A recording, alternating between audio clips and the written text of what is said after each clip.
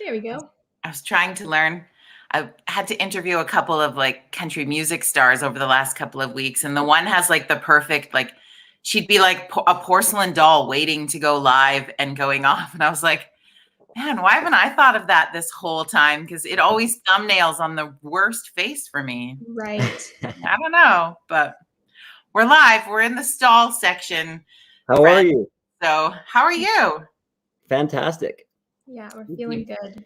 Make Feeling up some refreshed. coffee this morning? Oh, yeah. Yeah. Yeah. Although it was kind of a last minute thing. We're used to the van life and not waking up at 7 a.m. 7? Whatever, It's not whatever 7. Time it is. What time is it now? 9. I guess 9. 8. Yeah. I know. I was like, I don't know if I let them settle in longer before I bring them on the show, or I'm just like, okay, kids, it's time to start waking up early. I'm here to help you. This is great. All our stories are fresh in our minds, so you got us at a good time. Also, thanks for like the 3 or 4 different reschedules. Yeah. Well, hey, that's all right. We were going to try to check in with you on the road, which we knew would be kind of a crapshoot anyway. Really? And it's all good. It's all good. Yeah. When we saw your instructions for today and it was like, please have access to a good internet connection, I was like, thank goodness we didn't even try. There's no such thing.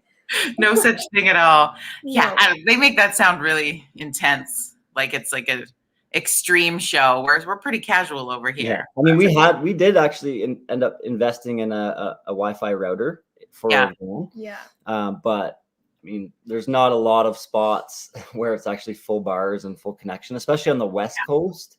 Oh, really? And then again, like on the far East Coast, same thing. Yeah. So too fun. Well, looks like some of the kids are joining the show, so that's fun. Welcome to Virtual Coffee Club. I'm so excited. It's Fun Friday, and we like to bring guests on Fun Friday to share stories. And I've had the opportunity to meet these two lovelies who are joining us today a few months ago. And Reilly and Chrissy just got back from a complete cross-Canada trip, which I think, man, that's a really cool opportunity that I don't think most Canadians ever take the opportunity to do. So we're just so excited that you could come and join us and have a coffee and tell stories today. So thanks, you guys. Woo, thanks for having us. It's pretty crazy to think that we actually did it. Not so much us. That's always been a dream of ours, but it's more Blue Betty. Our van. we actually couldn't believe it, and along with all of our friends and family just couldn't believe Blue Betty made it from Calgary to Tofino, all the way to Cape Breton and back to Calgary. So it's pretty incredible stuff, and we won't talk shit about her anymore. No, she's got a whole new level in your hearts now. Yeah. Totally. There was moments of frustration before the trip where we would just kind of like, say not so nice things behind Blue Betty's back. Yeah. But we can't do that anymore. She carried us all the way. Yeah. She was expensive. We actually ended up we put a lot of money into her. So thank God we did that and invested the money up front. Yeah. Because there was a lot of stuff that she needed done before we hit the road. And so we're happy we did that before the trip started. So it all paid off. Yeah. all worked out in the end. Well, and you took your puppy with you too. So you guys are like really, like, some people, I'll travel across Canada. You're like, we're going to go in an old van and we're going to take a dog. Our 100-pound Bernese mountain dog puppy, just to put it into context for the people. So what made you guys, I mean, you said you've always kind of had a goal or a dream that you wanted to cross Canada, but what made you decide to just go for it right now? Because it's kind of an interesting time in our world to take a trip. Totally. Yeah. Honestly speaking, life, this is how I picture or how I envision is like life gave us COVID. So we started scheming on how we could escape this crazy reality. Yeah. And we've always wanted to do this van life thing. And so really it was perfect timing. And we kind of just capitalized on the time. And I ended up losing my job. Chrissy ended up getting a leave of absence approved. And all the stars aligned, and we just decided to go for it.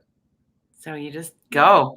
So what do you mean when you say van life? Because I mean, I was able to follow along your journey, which was so cool, on Instagram. So if people want to go check it out, you could go to Life in Blue Betty on Instagram. And so it was really fun to follow that journey. But what does van life mean? If somebody's like, what do you mean by van life? Like, what did you guys do? Well, basically, so we have a 92 Volkswagen camper van, baby blue. So if you live in Calgary and you see us rolling around, but it's basically a converted van. So it has a bed in it, a little kitchenette type of thing. So van life for us was really kind of like packing up the essentials and weather for all climates to endure coast to coast. And then we spent like 2.5 to 3 months basically traveling in the van. We took some breaks in between when we were visiting with family and stuff like that, but primarily we were hanging out in the van. And yeah, I feel like van life is really just like mobile travel, and you sleep in the van and you have everything with you all the time. So it makes traveling from place to place really easy. It's an adventure vessel. Yeah. And then some. So what kind of, to put a kitchenette and stuff in, like, was it a big conversion project, or do they come like that? I have no idea. Yeah, so we, interestingly, timing wise, speaking of the stars aligning, we ended up buying the van the beginning of March 2020. So right before COVID became a thing that was shutting everything down. Mm-hmm. So we picked up the van on the Sunshine Coast, and it had, very basic conversions already done to it. And then since then we've done the rest, but it kind of came with the outline of everything. So the bed was in it, the like the shelving, like some of that was in there too. Yeah, like bare bone. It came with bare bones. Yeah. And then we've done a lot of additions and upgrades as well, including like solar, which is like one of the main advantages, or one of the main things that, like, features is the word I'm looking for. So one of the main features for Blue Betty is, having those solar panels up top. It basically gave us power, so we could go off grid for about 5 days with power. So that was one of the big upgrades that we did. We have a roof rack, so we could put all of our big stuff up top. So like our barbecue, the canopy, all that kind of stuff. We redid the flooring. And then we added some more shelves into it as well. So it definitely came with the bed already and the kitchenette, but we made some of those upgrades ourselves as well. So kind of made it our own. Yeah. Okay. So you lived in a van. How many kilometers total did you go? Oh, okay. So we did the final count. It's 18,500 and something. Yeah. Yeah. So we had, with our group of friends in Calgary, we had this night where we were betting on how many kilometers that we would drive. And we totaled the trip, like just on Google Maps. And I think it was like 12,000 maybe. But then we put on that extra 6 because we obviously didn't account for like all the driving you do in between, or you drive an hour or two out of your way to go adventure and do something. And then, so anyway, it ended up being 18,500, which is wild to think about. And we also did the math, and it's like, in total, it's 7.5 days of driving. That's crazy. So I guess the big question before we dive into the stories is, you lived in a compact space for over 18,000 kilometers with a dog. Are you still getting married next year? Yes. Let the wedding planning come. No, I'm just kidding. We said that we would do wedding planning on the road, and nothing happened because we were just so into the journey. So that will all commence now, and but yes, we still love each other more than before. Well, you get to work out probably some pretty interesting relational quirks that people maybe don't find till later in life. So I think it's a cool thing. Maybe everybody should do that before they commit to something. Definitely expedited our relationship. Like just funny things, right? Like I learned that like Reilly keeps every receipt to everything in life, and like we just had all these receipts in the van, and like I'm sure you learned just like random stuff about me, but just like little things like that, like it's hilarious. I carry that George Costanza wallet around. Yeah. I'm always like, do you need this Canadian Tire receipt from 3 weeks ago? Yeah. You know, there's apps. You can scan those now, Reilly. But to my defense, Jody, before we started this trip, we were supposed to track all of our spending because we're on a budget, and I tried to be responsible, and but that kind of got away from us too. It was too hard to keep up to all the spending, so we got to go back into our bank accounts and kind of see where we spent all of our money, and for next time see I guess where we can improve on that. So yeah. Well, and I think you guys could create a really cool handbook for anybody who wanted to do the same kind of thing. Like, what's the realistic expectations of budget and accommodations, and where are the good spots and where are the bad spots? And like, I just picture this book, I don't know why, from the beginning of you guys just with these tidbits and then intertwined with some of your stories. And you took so many beautiful pictures. Like, if nothing else I mean, we've got viewers on Coffee Club from all over the world, but we are really blessed in Canada for a number of things, but boy, do we have the most beautiful country. Like, good grief.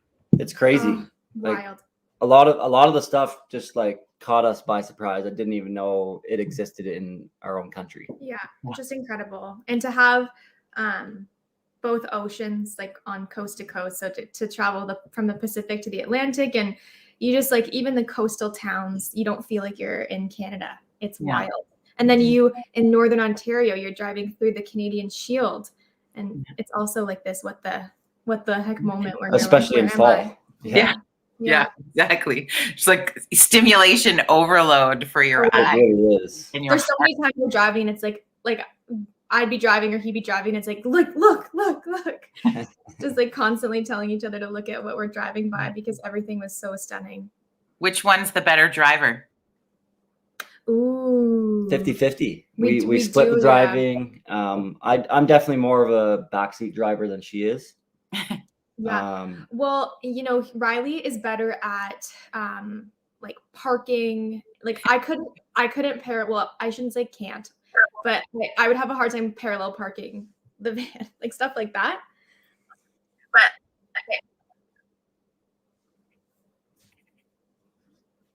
oh, sorry, a little glitch. Yep.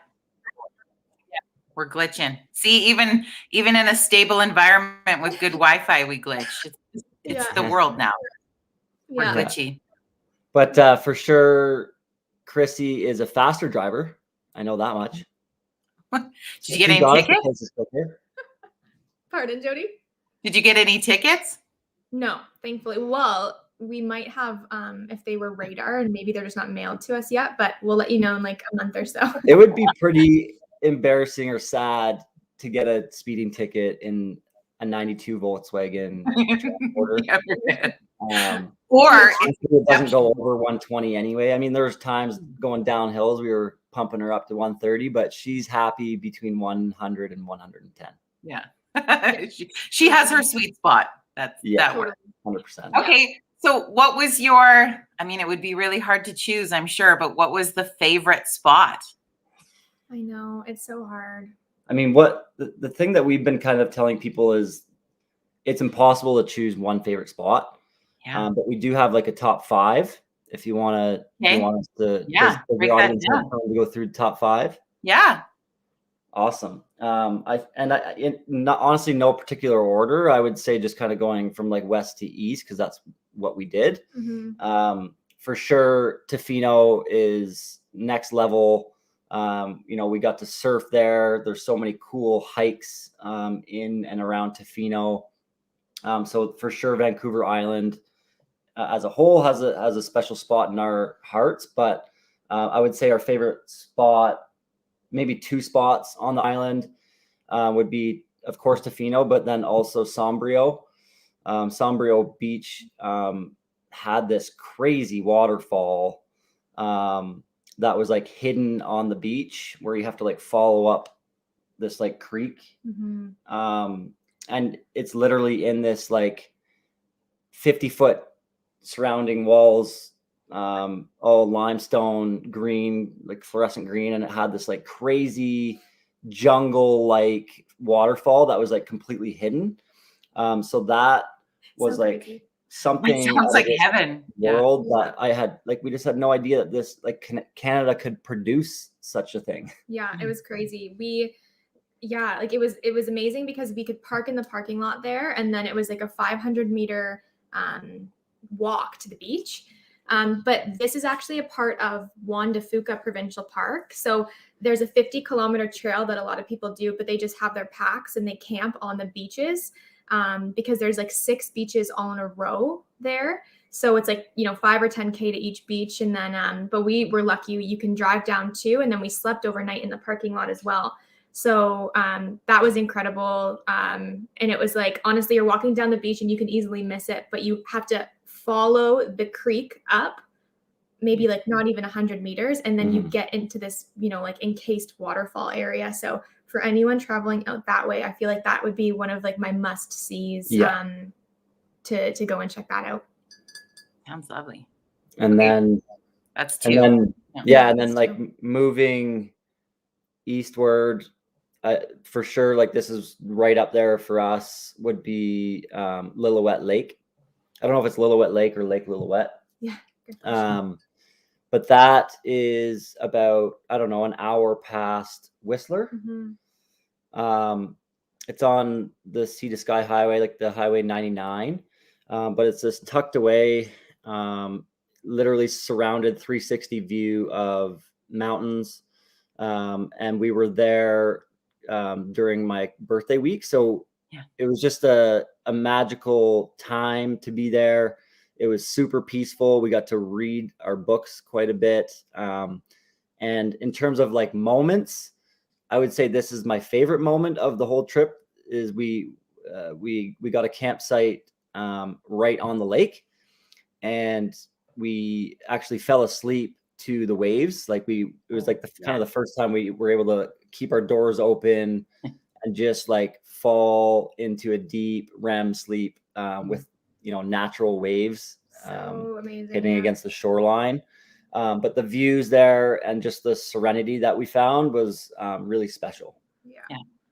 That was cool. So incredible. And then what's the next one? Yeah, I was gonna say too, just for people like that are wanting to adventure, Lillooet Lake was actually on a wreck site in BC. So they have these sites that are like very inexpensive. You're just like, you have to keep cash on you and drop off $10 for a site when you get there, but they're well-maintained sites and they're just in these amazing spots. So it's like a really cool way of camping, but they're called recreation sites in BC. So check that out if you can. That's cool. Yeah. And I know that there are a lot of the locals there. It's kind of like a secret spot, but how many viewers do you have on here? It depends on the day, but we get a lot of replay view. So yeah, amazing. You might have let the secret out. Yeah. So I mean, the campground is called Twin One Campground. So it's really hard to find, and you're on this dirt road that's like up and down for probably 15 kilometers or whatever it is, but that's the campground. So if anybody's in and around the BC area, definitely look that up. I would imagine that it's not open during the fall and winter months, but never know with BC because it's kind of interior BC, so the weather might be nice there all year, but I'm not too sure. But that's definitely right up there for us in terms of moments. And then we, I would say like Northern Ontario was really special. So we stopped in Kenora on our way through. And there's just a ton of provincial parks up there. So we stayed at Rushing River Provincial Park and rented a canoe and took Douglas, who's our dog, for his first canoe ride, and canoed at sunset. Like it was just amazing. So to be back in lake country was really nice because it's kind of like, like deep woods up north in Ontario is something special for sure. We caught an epic sunset on the canoe as well. Yeah, epic sunset. And then I would say like this is my favorite spot that we went to on the whole trip. So I think this would be my number one. But Cape Breton is incredible. So like moving all the way east, that was kind of our end destination. And at the northern tip, there's a place called Meat Cove, like MEAT.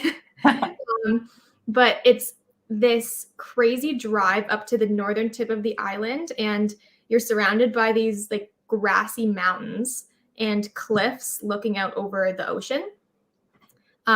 So we actually stayed, it was Meat Cove Campground, but it's like right on the cliff. And there's like 20 spots. And I feel like they just kind of like reward people that are actually able to get up to this place with these amazing camp spots. But the whole campground is honestly on a slant overlooking the cliff, with kind of like flat platforms for camping and stuff like that. And we met a really just, incredible group of people when we were at Meat Cove. It was kind of like, I feel like, I don't know, the universe brought everyone together. Like it was like we met so many great people, had a big fire all together, and just sort of like got to know a bunch of people that were doing, similar things to us, like van life, but just in different phases of their life. It was really cool. Yeah. And Blue Betty actually died twice getting there. Yeah. Oh, So no. that made it even more special for us. The drive was just so tough. Yeah. Well, and Just I really think hard on it. we were scheduled to kind of connect around that time, and you were like, we just can't. And I was like, okay. Yeah. Kind of wild. Yeah. There was no signal there anyway either. Yeah. So that it all worked out in the end. Like just to kind of go a little bit deeper on Meat Cove, because that really probably just holds like the biggest place. Of our hearts. Yeah. Because that's kind of where we ended, and that was our goal and our destination to get to. So be so surreal. Yeah. It's just crazy how, again, the stars aligned, because once we pulled up, I forget the guy's name, but like, it's like, once you get there, it's like, you can't book online or anything. It's once you get there, the guy will just find a spot for you. I love that. There's no booking online or anything. Yeah. You just got to make it happen. And once we pulled up, literally 3 or 4 different couples swarmed our van. And like, they all recognized us from our journey. And so like, the one guy was like, hey, we met up at Charleston Lake in Ontario, and like, we didn't meet up, but hey, I saw you guys in passing at the campground in Charleston Lake.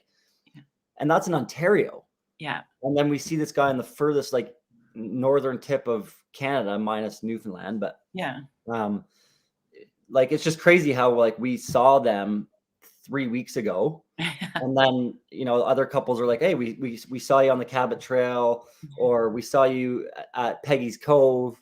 And that was like a couple weeks ago, or like a week prior to us showing up. So like, everybody just like flocked to us, and they recognized, of course, Blue Betty is a beacon.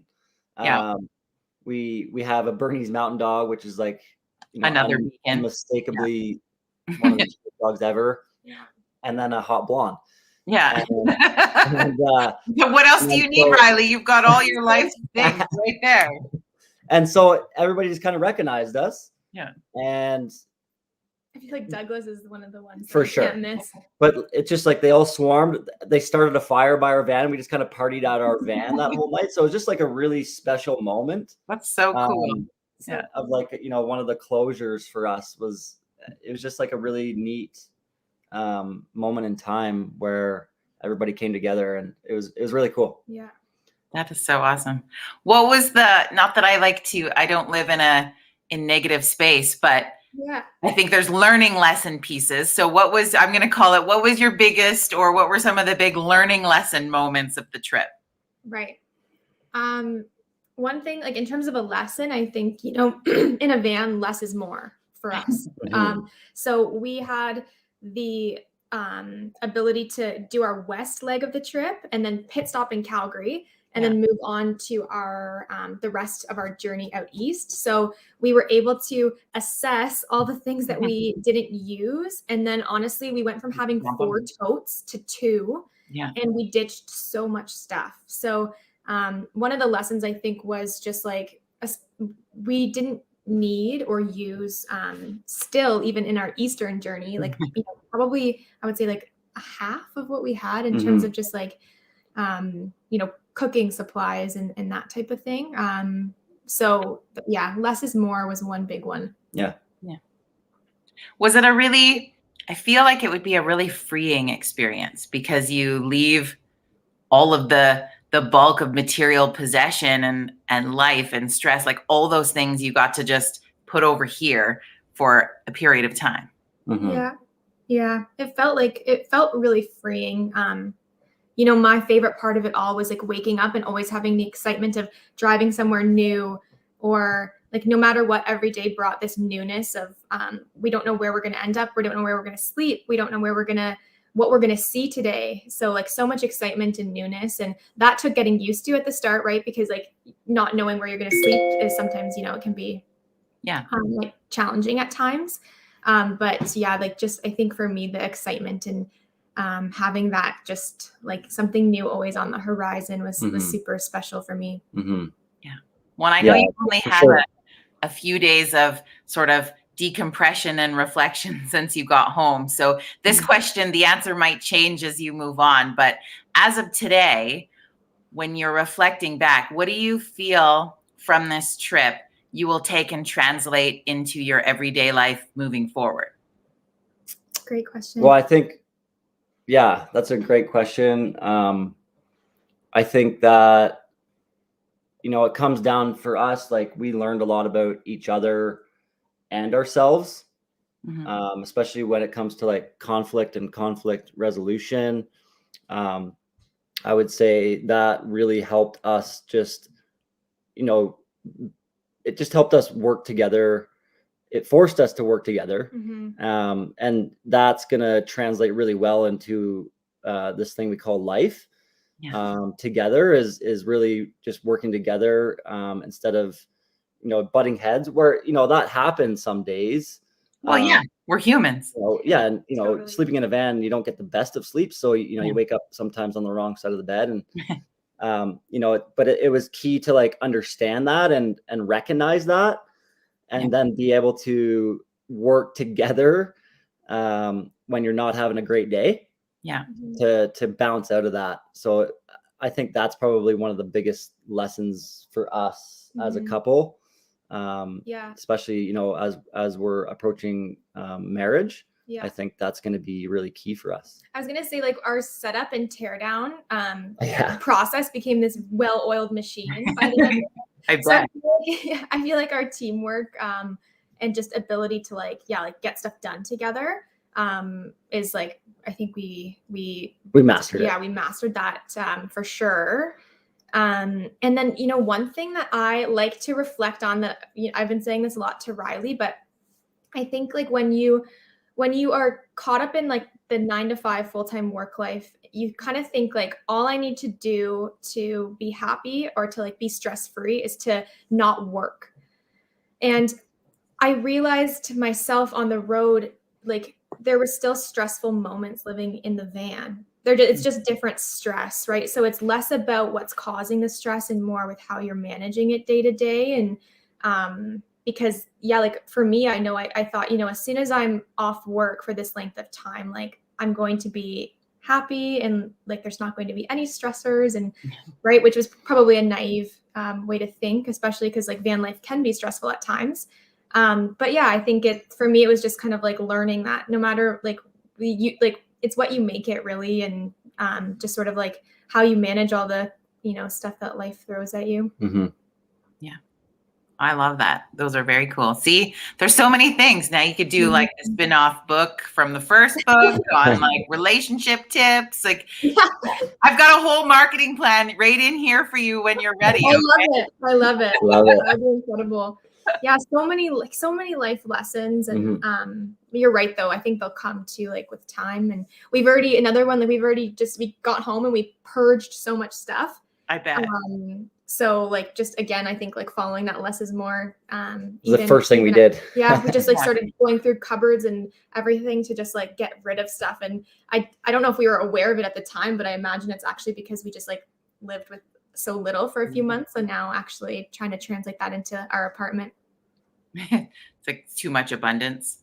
Yeah. You mentioned I have a couple more things. I'll be mindful of your time, but we're good. Yeah, we're easy. You mentioned that you were reading books on the road. What books did you take with you? And did you like 1, 2, like how do you choose, like, and how would you choose the books? As a reader, I'd be like, oh God, I don't know. Yeah. We each took one. Yeah, we each only took one. Like there wasn't, with the amount of time we had to get from point A to B to C, wherever, like we didn't have a ton of time to read. Like you would think that we did.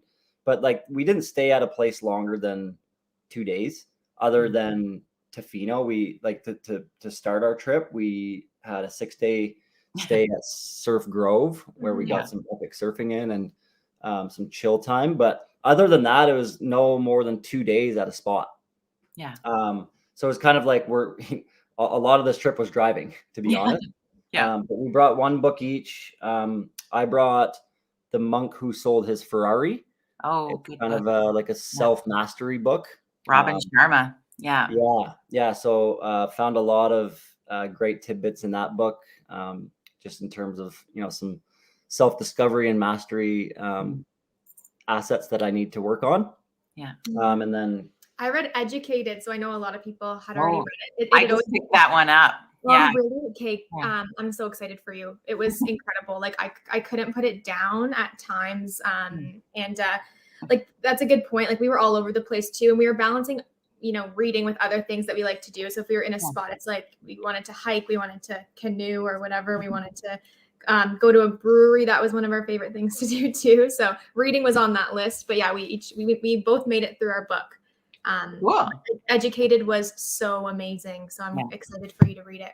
I know. I can't wait. We need to talk about it after. So okay. We'll have like an informal book club. Yeah. I need to talk to you about it. Yeah, it's amazing. When we can drink the wine we brought back from Kelowna. Like I've got this planned. We've got this. Nice. What was the playlist? Oh man. We jumped all over the place. Yeah.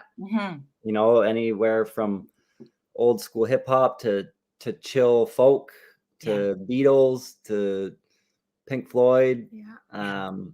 It was kind of all over the map, and at some points of the trip we were like, let's do albums instead of just like jumping from artist to artist. So got into a lot of that. What's your favorite one of your favorite ones on the trip? Was Gregory Alan Isakov is he's like a folk artist that I love, but it's just very like chill, easy to listen to music.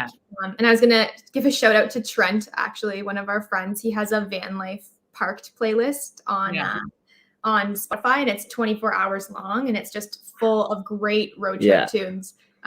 So I threw that on a bunch too, because like you can't go wrong. Totally. Yeah. What's the playlist called? Do you know off the top of your head? Trent's? Yeah. Yeah, it's called Van Life Parked on Spotify. Yeah. I'm going to throw the link to it underneath this. We like to share a lot of music stuff in our coffee club too. So yeah, it's a great playlist. It's so good. Yeah, we're like a little family of like, we share book ideas and music and all kinds of things on here. So I think people will pick up a few of those things, which is kind of yes. And Gregory Alan Isakov for anyone too. It's just he's incredible. Yeah. Are you guys like born and raised Calgarians? Like, is Alberta your home or? Nope. So have you been? Both Ontarians. I'm from Hamilton. Okay. Yeah. So you had seen some of that section of the country before? Yes. Yeah. So I had been out east, never up to the northern part of Cape Breton. And we ended up stopping at home a couple of times too, to visit Reilly's parents, and one of my best friends got married. So and my sister's having a baby, so we made it to her baby shower and stuff too. So fun. This journey got to be home for a couple of really special moments, which was super, super nice. Yeah. Reilly got to his first Hamilton Cat game. Yeah. So. Woo! Woohoo! A lot of character in that stadium. Oh yeah. Yeah. That's really cool. Well, I'm sure there's like 1,001 stories. So as you reflect more and you think of other fun stories, I want you to jot it down, and we'll have you back on Coffee Club again to share more stories, because we could probably talk for hours. Let's be honest. I know so many stories. Only one that was like, I just want to mention the hilarious, just like for everybody listening, is the chicken story. Oh yeah. So we woke up in Squamish. Actually, so before bed, listen to this. We're going to bed. It's pitch dark. And this guy comes up to the van and said, "We have a chicken on our site, and we noticed you have a dog. Like, how is your dog? Like, is he, friendly?" And So we're kind of like, does he mean that there's somebody that's scared of dogs and he's calling them like a chicken? Yeah. You know what I mean? Right. And I'm like, less likely is that there is an actual chicken. Right. So we're kind of confused and a little bit startled, but we reassure him that our dog is friendly and all is well. And then the next morning, I'm like lifting up my head in the van, and like Reilly opens up the van door, and lo and behold, full on chicken. Just like it was a real chicken, a pet chicken, or a rooster or whatever. And there's this girl, just like running after this in the morning on the campsite. And then so funny, but like it was just like in the morning, like all we heard was like cock-a-doodle-doo. There's truly a chicken here. Douglas, our dog, for those who don't know Dougie, but he totally loved it, and they were kissing, they were nose to nose. Thank God. No, didn't eat them. No. In fact, kissed them all over. And, Doug just wants to be friends with really, every really living cute thing on the planet. So. Doug's a lover, 100%. Yeah. I knew that the moment I met him. Yeah, he's adorable. I kind of thought he'd jump up on you in the middle of the coffee club today. So he's sleeping. Yeah, I think he's just sleeping. He's just sleeping. He's sleeping. Once he gets his breakfast into him, he's back to his slumber. And so I guess for like what in the last is witnessing kind of even watching that adventure through a dog's eyes was probably also an interesting perspective along the trip, and then how he must have acted when you got back home. Yeah. Honestly, like bearing witness to Doug enjoying this trip was like probably one of the joys of it for me. Sure. One of the best parts, like he is obsessed with beaches, and we didn't know that because we had never been to a beach. Just like we got him in January, and obviously in Calgary, like not a whole lot of access to like sandy beaches. But for him, it was just like digging on the beach and like smelling all the things that had like washed up on shore. So he honestly gets these beach zoomies. He goes wild for beaches, but he loves it. So that was really, really fun. And then for him, I think like to come home was amazing. Like he loves the backyard here. He goes out there and he chews sticks all day long. So I think he's happy to be home. Yeah. See, there's point number 3 is you do the trip from the view of Doug. Yeah. Totally. Yes. We totally could. Like I told you, I've got so many things. I have to put the hamster to sleep now. Yeah. You know the book, The Art of Racing in the Rain? I've heard of it. Okay, so it's narrated by a dog. Yeah. So it's fun, yeah. Same thing. Yeah. I feel like Doug's point of view on this trip would be a hilarious read. Yeah. Oh, I love it. So in that book, The Art of Racing in the Rain, the dog is like so focused on how humans have thumbs. Yeah. And he can't, like he's constantly so jealous of the like humans' thumbs and how we can like pick things up. So like that's one like reoccurring theme in that book. It's so funny. That's awesome. Well, I'm going to bid you farewell because I'm sure, again, we could talk all morning long. It's so great. But just thank you for being so, I think the Instagram was beautiful to follow that journey, and just you guys being so open and sharing your hearts and pieces with this journey, I think is another element of it that makes it just so very cool. So thanks for bringing us along with it. Honestly, thanks for having us. And we were a public profile, but with all the hacking going on with Instagram, we decided to go private. But if any of your followers do want to give us a follow, we will continue to post on there because it's not like we're done here. We have over 1,000 pictures and videos. So we'll continue to post on there, and then of course we're always adventuring. So it's not like we're selling the van anytime soon. How could you? Maybe when we have a kid, we might need to upgrade to a pop top or a Sprinter. We'll see. That's our dream. But we're still going to be posting on there frequently or often. Yeah, and we're going to try to audition for Amazing Race Canada with some of our. I was just going to say, I'm like, you guys could kill one of those shows now. That was the other thought I had hearing when you were talking about conquering sort of some of the relational challenges of it. I'm like, you've already done it, and lots of people figure that out on the show, so you'd already go in with like so we're in our video, the application video that we need to submit for Amazing Race is in the works. So we're in the middle of that, and we got to apply before December 1st, I think. So fingers crossed. Yeah. Okay. Well, there you go. We'll check back. We'll check. That'll be our next thing is we're going to check in and see how the audition goes. So For sure. We won't be able to say anything though. no, I guess not. Yeah. Later in life. Yes. I got to have you on the show first. My claim to fame. We're famous authors and Yeah. amazing race stars. Okay, guys. Thank you so much for coffee. Cheers to you. Cheers. Cheers. And we'll talk to you soon. Bye, everybody. Thanks for hanging out today. Bye.